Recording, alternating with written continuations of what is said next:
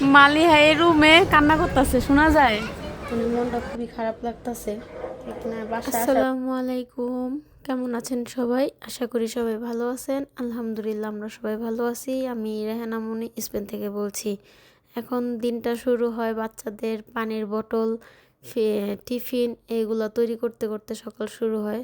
আলহামদুলিল্লাহ বাচ্চাদের স্কুল শুরু হয়ে গেছে, তো এখন আমার তিনোটা বাচ্চা স্কুলে যায়। তো আজকের এই ব্লগটা ছিল হচ্ছে মেবি 9 তারিখের মাহিমের প্রথম স্কুল, মানে ও আজকে স্কুলে যাবে। আর মাহি আর মালিহা তোরা একদিন আগে থাকতেই গেছে। তো আজকে ওকে সেকেন্ড ডে স্কুল। তো আজকে সেকেন্ড ডে মাহিয়া বলতেছে যে আম্মু আজকে পাউরুটি আর নাটেলা দিয়ে দিও তাইলে হবে। তো আমি এখানে মালিয়ার জন্য তৈরি করতেছিলাম। মালিয়াকে একটু মডিফাই করে দেখা যায় একটু স্টার ফিস্টার করে দিছি যাতে ও খাইতে একটু খুশি হয়, পছন্দ হয়। তো যাই হোক, কে কোথা থেকে আমার ভিডিওটা দেখছেন কমেন্ট করে জানাবেন। আর টুকটাক আজকে সারাদিন কি করি, আজকে মনটা ভীষণ খারাপ ছিল। তো কী কারণে খারাপ ছিল দেখলেই বুঝতে পারবেন। আশা করি আমার পুরো ব্লগটা আপনাদের ভালো লাগবে, আর ভালো লাগলে অবশ্যই একটা লাইক দিবেন। তো চলুন ভিডিওটা শুরু করি। আম্মু, আম্মু, মালিয়া,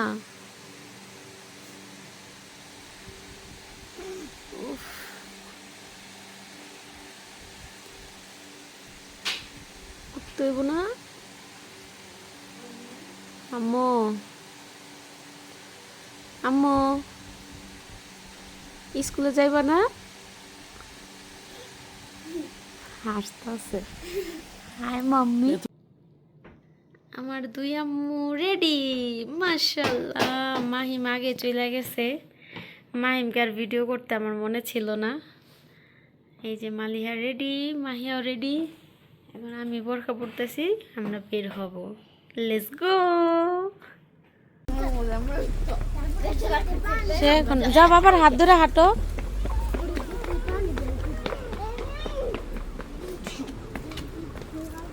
আমি কই আমি ব্যাগটা নেই। না, ব্যাগ আমারে দিব না।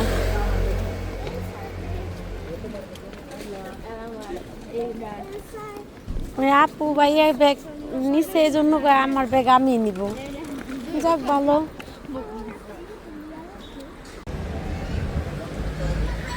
মালিহা এই রুমে কান্না করতেছে, শোনা যায়।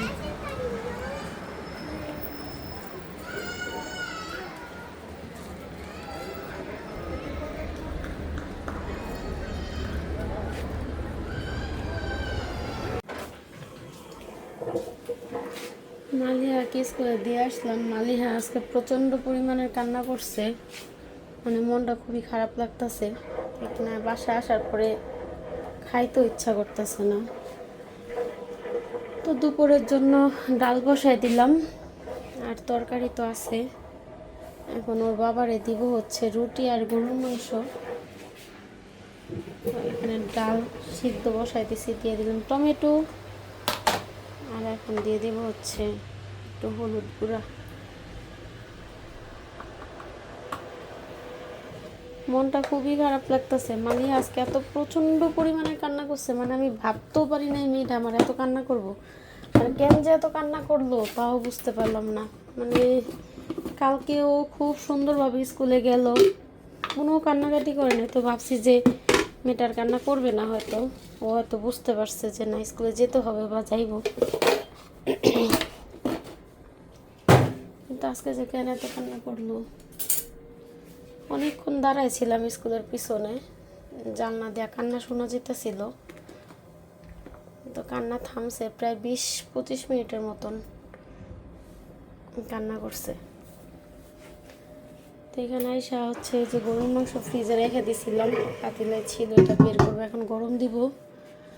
তারপরে এক গাদা জামা কাপড়, শুধু ডালিমের জামা কাপড় দিলাম হচ্ছে ধুইতে। ড্রয়িং রুমটা পুরো ক্লিয়ার করে আসলাম। বাসায় কেউ নাই, আমি একা। পুরা বাসা এখন ঝাড়ু টাড়ু দিয়ে পুরো পরিষ্কার করছি। এখন এই যে শুকনো জামা কাপড়গুলা এখানে আছে কিছু, এই যে এগুলা ভাঁজ করব। তারপরে আমার বিছনাটা গুছাবো, ঘরটা ঝাড়ু দিব। এই তো সকালের নাস্তা তৈরি করে নিলাম। এটা হচ্ছে ডালিমকে দিব, আর এটা হচ্ছে আমি খাবো। আমার একটা পরোটা আর ডালিমের 2টা পরোটা। যাই হোক, এখানে হচ্ছে খুব খারাপ লাগতেছে মালিহার জন্য, প্রচণ্ড পরিমাণের কান্না করছে, মানে এটা বইলে বোঝানো যাবে না। আর এই যে এখানে হচ্ছে ডালটা বসাই দিছি, ডালটা হয়ে গেছে। তরকারিটা এই জন্য আমি আগের দিন তরকারি রান্না করে রাখি, যাতে আমার সকালবেলা পেরেশানি না হয়। সকালের নাস্তা করতে করতে এখন বাজে হচ্ছে 11:30। তো এখন নাস্তা করব। তরকারিটা হালকা আছে জাল দিলাম, ডালটা ওটা বাগার দিব। আর ডালিমের জামা কাপড় হয়ে গেছে, এগুলো ভাজ করে তারপর শুকাতে দিব।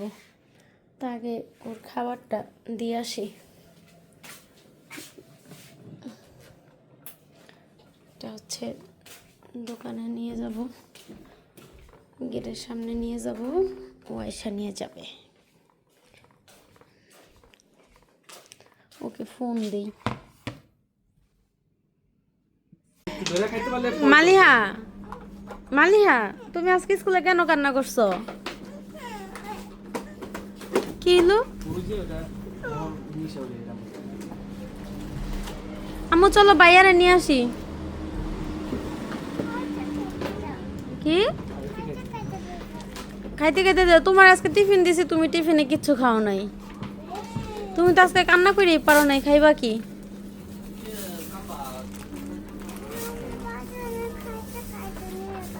খাইতে খাইতে তোমার নিয়ে যাবো বাইরে আনতে, আধা ঘন্টার ডিফারেন্স।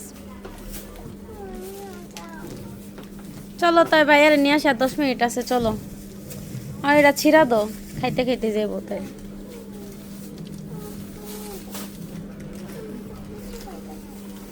তুমি আজকে কান্না করছো কেন?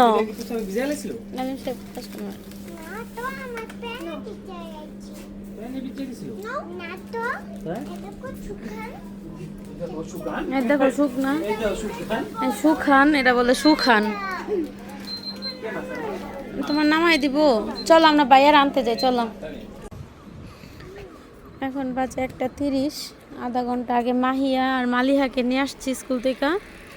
এখন যাব হচ্ছে মাহিমকে আনতে। এখন এই যে 2 বোন একসাথে যাবে। আসো।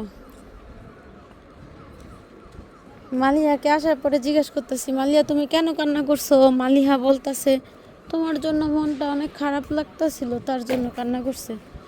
যাই হোক, আগে মাহিমকে এখন যাই নিয়ে আসি, সময় হয়ে গেছে, ছুটি দিয়ে দিব। যাও।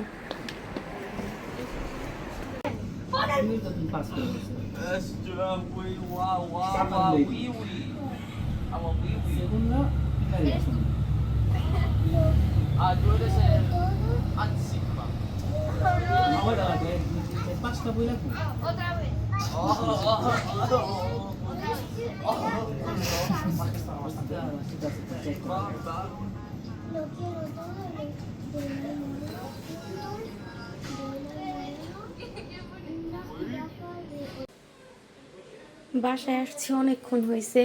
মাহিমের 2টা বন্ধু আসছে, তো ওরা বাসায় আসছে। এখন দুপুরে ওদেরকে কী দেবো, আমাদের খাবার তো ওরা খাইতে পারবে না।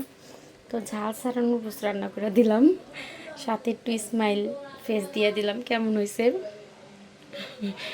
আশা করি ওরা খাইতে পারবে। মজা হয়েছে, কিন্তু ঝাল কম হয়েছে, কেন ওরা তো বিদেশি ঝাল খেতে পারে না। তো ওদেরকে এখন দিব।